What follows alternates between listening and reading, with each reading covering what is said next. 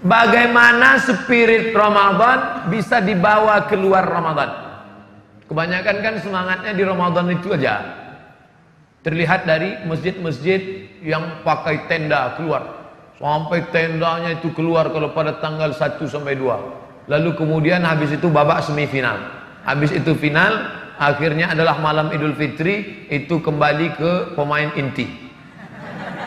Pemain naturalisasi kabur semua sudah. Makanya kalau kita pahami, makanya tadi awal kajian kita, kalau ingat, coba ingat, di awal kajian kita tadi adalah judulnya jangan jadikan agama sebagai seremonial, rutinitas. Rutinitas Ramadan, rutinitas Sya'ban, rutinitas Rajab, jangan jadikan sebagai rutinitas. Maka pahami maknanya. Syawal artinya, kita lihat penggunaan kata Syawal. Ini tiang neraca timbangan. Timbangan zaman dulu, bukan timbangan duduk, timbangan yang pakai tiang. Di sisi kiri ada alat penimbang, di sisi kanan ada alat penimbang.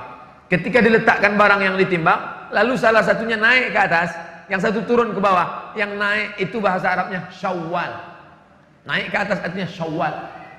Ekor ayam turun ke bawah, ekor sapi turun ke bawah, ekor kucing turun ke bawah. Tapi ada binatang yang ekornya naik ke atas, itu disebut dengan syawal.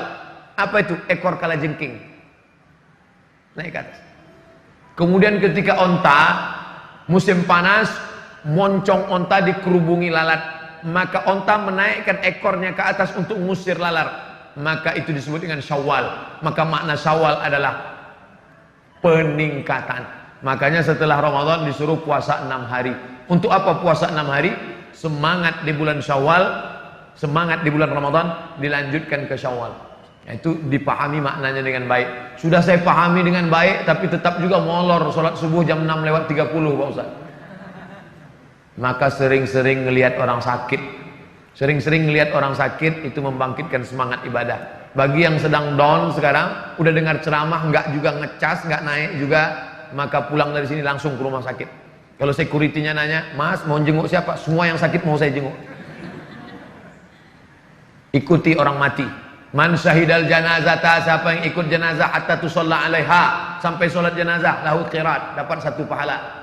Wa man syahidal janazata, siapa yang menyaksikan jenazah hatta tudfana, sampai dikubur di liang lahat, lahu qiratan, dapat 2 qirat. Sahabat bertanya, wa mal qiratan ya Rasulullah, apa itu 2 qirat? Apa kata Rasul? Mithlul jabalainil azimaini, seperti 2 bukit Uhud yang besar.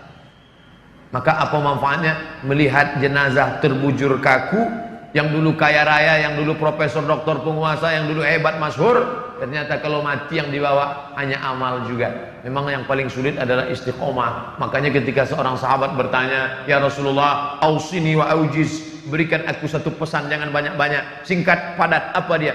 Qul amantu billah tsumma istaqim. Istiqomahlah. Makanya orang yang istiqomah itu balasannya luar biasa. Ketika sebelum malaikat maut mencabut nyawanya, maka malaikat sudah turun berbisik ke telinganya, alladzina qalu rabbuna Allah, orang yang mengatakan Tuhanku Allah, tsumma istaqamu, kemudian istiqamah, tatanazzalu alaihimul malaikah, turun malaikat berbisik ke telinganya, alla takhafu, jangan kau takut, wala tahzanu, jangan kau sedih, wa abshiru bil jannati allati kuntum tu'adun, berbahagialah engkau mendapatkan surga yang dijanjikan oleh Tuhanmu, dan yang dapat itu hanya istiqamah. Maka terus berjamaah, alaikum bil jamaah. Ada pengajian, datang.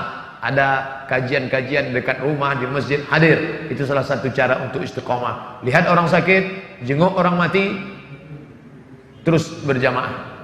Harus ada memaksakan diri. Kalau kena tidak ada, kamu kenapa enggak kajian? Saya ngalir aja lah seperti air. Ngalir apa? Iya, kalau airnya kalau air comberan, ngalir aja lah. Terserah yang di atas aja lah. Apa di atas? Cicak. Harus ada bergerak, ngerti, paham. Wallahu a'lam bishawab.